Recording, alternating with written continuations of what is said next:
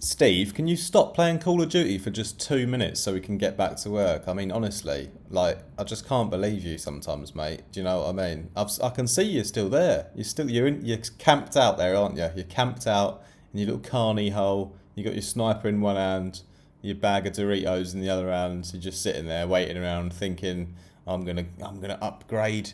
I'm gonna upgrade myself in this virtual world that doesn't mean anything. Aren't you, Steve? Come on, we've got to get back to work. We've got a lot of music to make. We've got many missions to accomplish in real life. Let's get back to work. Okay, come on. All right, just for me. All right, thank you, Steve. Okay, everyone else, you're doing fine, apart from you, Tom. I can still see what you're doing over there, mate. Anyway, thank you, Steve. Let's get back to the music, shall we?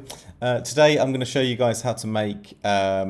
How to fail at making a garage bass, because I'm not really a garage producer, but I was just I was in bed. I'm not going to lie. Now you're going to say, oh, you're lazy too, Artifact. You just sit in bed and do nothing. Well, actually, I was having a reset. I was resting, because I'd been to the gym and I needed to. I'd done quite a strong workout and I needed to lie down for a bit. Do you know what I mean? Getting old. So after I laid down for a bit, I was like, I need to get up, but I haven't really got the strength, so I need some get and go music. So I just put on some garage, just for a laugh. Put on some garage, and I was like, there's a garage bass in this garage song. I want to try and make it, and I failed at making it, but I made something else which sounds adequate to make a video about. Anyway, that's enough rambling. I'm gonna show you how to make this this garage bass in Vital. Sounds like this.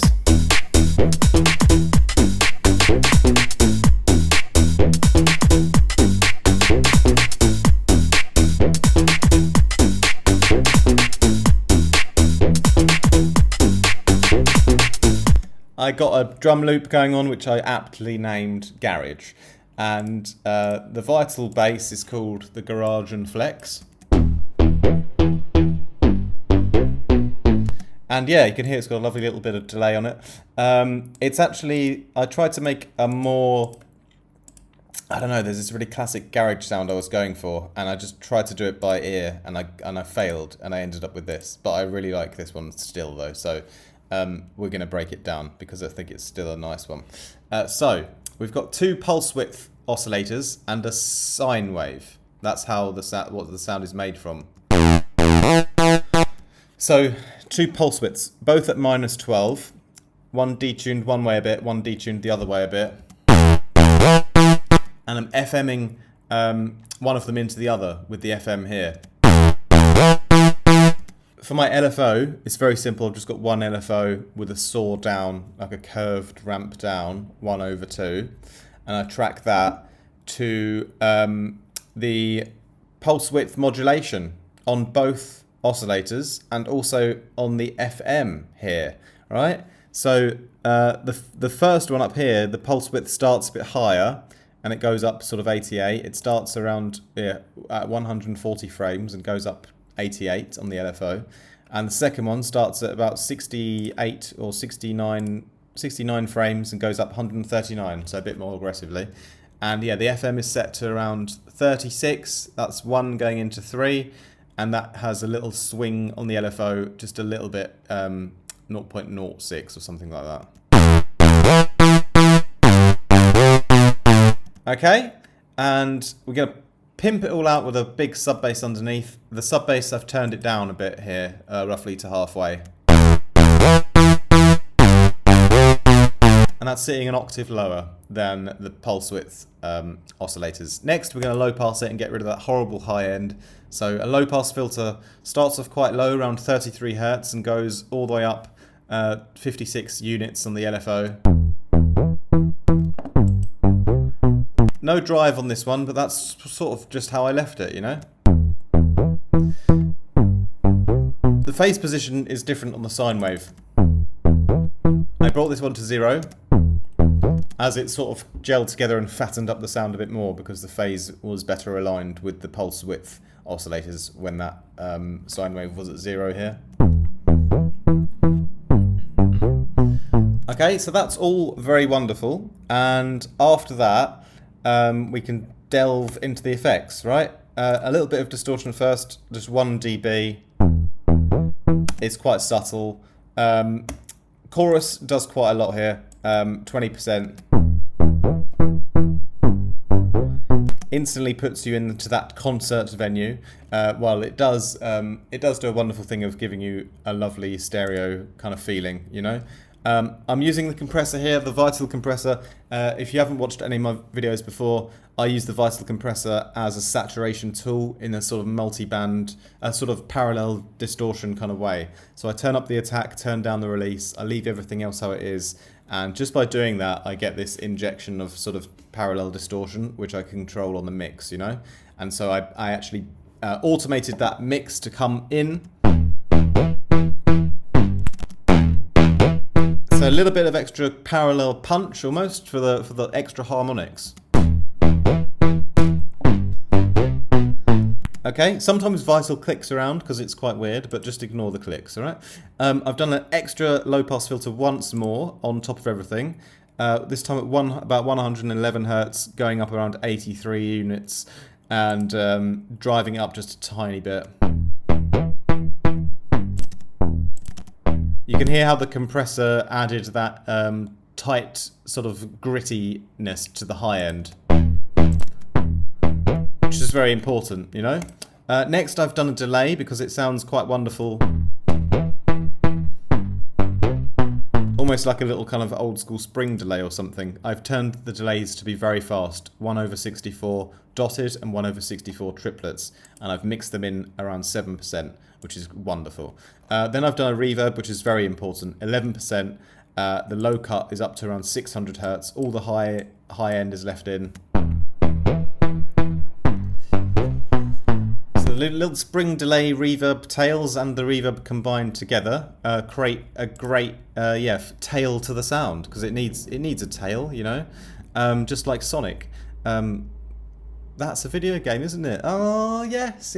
And you play that, don't you, Cuthbert? Yeah, I've seen you play Sonic the Hedgehog, mate. I saw you play it at break time on your little Nokia N-Gage. Right, so next we have another little bit of a EQing round. I say another little bit, is the first E and only EQing round. Basically, I just boosted a little bit the bass around 58 Hertz, almost boosting the sub a little bit. Like a naughty ninja. And then in the high end, I've just wonderfully done 1K and upwards little high shelf boosting, you know, about 3 dB or so, wouldn't you say, Basil? Yes. And then flanging at the end, because no sound is complete for me these days without a flanger. The word flange just really tickles me every single time. I'm like a teenager who never got over the word flange, yeah? But in a musical context, it also does a good job at creating extra natural pitch movement in the sound, even if it's just at 10% here. Turn the center down quite low to 56 Hertz. I like what it does to the sound, and then I just mix in that a bit, 10%. And that gives me a bit of a natural variation on each hit, which is a little unpredictable, but wonderful nonetheless. And I've said the word wonderful 3 or 4 times, maybe 5 now in this tutorial, but I hope that that's okay with you guys, because I am a man who is on the internet. Alright, so this is what I ended up with then, and you already heard it at the beginning, but it's wonderful, isn't it? Oh, 7 times.